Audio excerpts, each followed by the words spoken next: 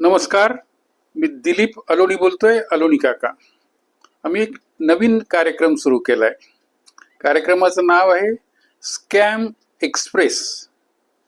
याच्यामध्ये वेगवेगळ्या स्कॅम्स म्हणजे फसवणुकीचे जे प्रकार असतात त्याचं वर्णन आहे. कार्यक्रम अत्यंत एंटरटेनिंग असेल आणि त्याचप्रमाणे आपल्याला फार उपयोगी सुद्धा असेल. कृपया आपले कॉमेंट्स आम्हाला कळवा, आपला फीडबॅक द्या, म्हणजे आम्ही याच्यामध्ये आणखीन इम्प्रूव्हमेंट करू शकू. तर आपण पहिली जी स्कॅम घेतो आहे ती आहे क्रेडिट कार्ड स्कॅम. आपल्या सगळ्यांना माहिती आहे की बँका आपल्या मागे लागतात, क्रेडिट कार्ड घ्या, आणि खूपदा आपण क्रेडिट कार्ड त्यांच्याकडनं घेऊन घेतो. तुमचा जर रिअली स्वभाव स्वतःवर पूर्णपणे ताबा असेल तुमच्या मनावर आणि तुम्ही फायनान्शियल डिसिप्लिन सांभाळणारे असाल तर काही हरकत नाही. मात्र तुमचा स्वभाव जर उधळे असेल तर तुम्ही त्या क्रेडिट कार्डावर एकाहून एक अशा लक्झरीच्या गोष्टी आणि खूपदा ज्यांची गरज नाही अशा गोष्टी घ्याल आणि बघता बघता त्या क्रेडिट कार्डाची जी काही लिमिट आहे ती पूर्णपणे वापरली जाईल. कोणाची 50,000ची असेल, कोणाची ₹1,00,000 असेल वगैरे. गोष्टी खरेदी करताना तर तुम्हाला खूप मजा येईल, पण जेव्हा ड्यू डेट येईल तेव्हा मात्र तुम्ही चिंतेत पडाल. आता एवढे 50,000 ₹1,00,000 एकदम कसे भरायचे? परंतु बँका हुशार असतात.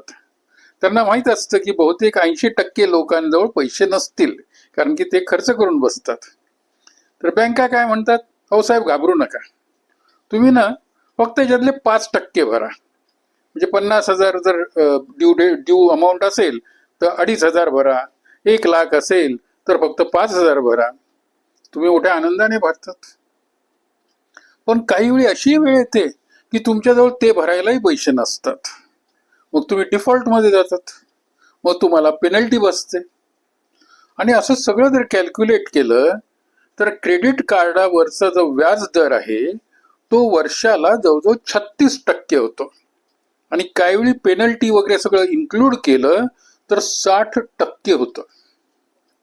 तुम्हाला माहिती की बँकांना साधारणपणे बँकाच्या जे आपल्याला व्याज देतात FD वर ते साधारणपणे 7-8% देतात. मात्र ते होम लोन वगैरे सुद्धा 8-9-10% आणि व्यापाऱ्यांना लोन साधारणपणे 12 ते 15% देतात. म्हणजे त्यांचं जास्तीत जास्त इन्कम लोन देण्यामध्ये फक्त 15% असू शकतं, खरं म्हणजे 12%. इथे त्यांना काही 36% तर मिळतातच जवळजवळ, आणि काही वेळेस 60% सुद्धा मिळतात. त्यामुळे काही लोकांनी त्यांना बुडवलं तरी त्यांना चालतं. ते टोटल मॅथमॅटिकल तो गेम आहे. आणि आजच्या जमान्यामध्ये तुम्ही जर क्रेडिट कार्डावर डिफॉल्ट केला तर तुमचं सिबिल खराब होतं. त्यामुळे बहुतेक जण घाबरतात तिथे डिफॉल्ट करण्याकरता किंवा त्यांचे पैसे भरण्याकरता.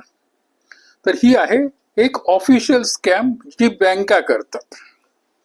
म्हणून माझी तुम्हाला पहिली सजेशन आहे की तुमचा स्वभाव जर उधळे असेल तर क्रेडिट कार्ड घेऊ नका, ते डिझॅस्टरच आहे. आता दुसऱ्या गोष्टीकडे आपण वळू. आता ही क्रेडिट कार्ड ही गोष्ट गुंडांनाही माहिती आहे, व्हाईट कॉलर जे क्रिमिनल्स आहेत त्यांनाही माहिती आहे. ते व्हाईट कॉलर क्रिमिनल्स काय करतात की तुम्हाला फोन करतात, आणि फोन जो केला जातो तो युजली पुरुष माणूस करतो, म्हणजे मॅन करतो कुठला तरी, आणि त्याच्या आवाजात एक तरीची जरब असते की तुमच्या क्रेडिट कार्डाचा वापर क्रिमिनल ऍक्टिव्हिटी करता केला गेला आहे आणि तुम्हाला 14 वर्षाची शिक्षा होऊ शकते, आणि हे ते बरंच काही दम दिला जातो. तुम्ही जर घाबरट असाल तर तुमची अगदी पाचावर धारण बसते आणि तुम्ही अगदी गयावया करायला लागतात. मग त्यांच्या लक्षात येतं, अरे ही तर पार्टी घाबरट आहे. मग ते आणखीन दम देतात तुम्हाला, आणि हे दम दिल्यावर जेव्हा त्यांच्या लक्षात येतं की तुम्ही खूपच घाबरले आहात, तेव्हा त्यांच्याच पैकी कोणीतरी फोन घेतं आणि तुम्हाला सांगतं, साहेब घाबरू नका, माझी ओळख आहे इथे, मी तुम्हाला सोडवतो. पण काय शेवटी तोडपाणी काहीतरी करावं लागेल आपल्याला, तर तुम्ही इतके पैसे मला पाठवा, मी सगळं काही हँडल करतो, तुम्ही घाबरू नका. आणि खूपदा तुम्ही इतके घाबरलेले असतात की तुमचा मेंदू चालत नाही आणि तुम्ही त्यांना ते XYZ जे काही पैसे असतील ते खूपदा 50,000 असू शकतात, लाख असू शकतात, 10 लाख असू शकतात, काही असू शकतात, तुम्ही ते त्यांना पाठवतात आणि बस ते पैसे खाऊन बसतात. खरं म्हणजे काही झालेलं नसतं. तुमच्या क्रेडिट कार्डावरून कुठलंच क्रिमिनल ऍक्टिव्हिटी झालेली नसते. तुम्ही नंतर जेव्हा बँकेत जातात तेव्हा तुम्हाला कळतं की ती पूर्णपणे एक स्कॅम होती.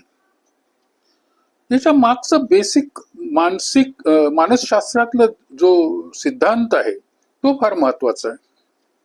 साधारणपणे लोकांच्या 25% लोक, जी टोटल आपली पॉप्युलेशन असते त्याच्यातले 25% लोक पोलिसांना खूप घाबरतात.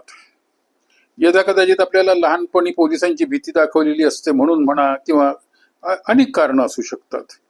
पण पोलीस म्हटलं की खूप जणांना एकदम अगदी त्यांच्या पोटात गोळाच उठतो. तर त्या लोकांना युजली हे लोक टार्गेट करतात. याचा अर्थ ते त्यांना माहित नसतं की हा आहे की कोण आहे.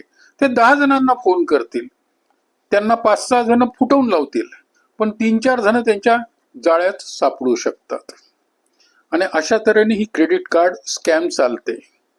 त्यामुळे तुम्हाला जर अशा कोणाचा फोन आला तर न घाबरता त्याला विचारा कुठून बोलतोय, तुझा फोन नंबर दे, हे वगैरे वगैरे, आणि त्याला सांगा की मी आता पोलीसमध्ये जातोय आणि तुमच्याबद्दल चेकिंग करतोय.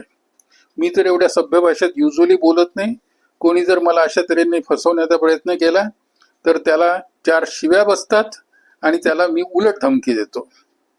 तर कृपया कोणालाच घाबरू नका. तुमचे पैसे फार हार्ड अर्न आहेत, तुम्ही मेहनत करून पैसे कमवतात, त्यामुळे तुमचे पैसे सांभाळा आणि अशा लोकांना उभं करू नका. धन्यवाद. आज बस इतकंच.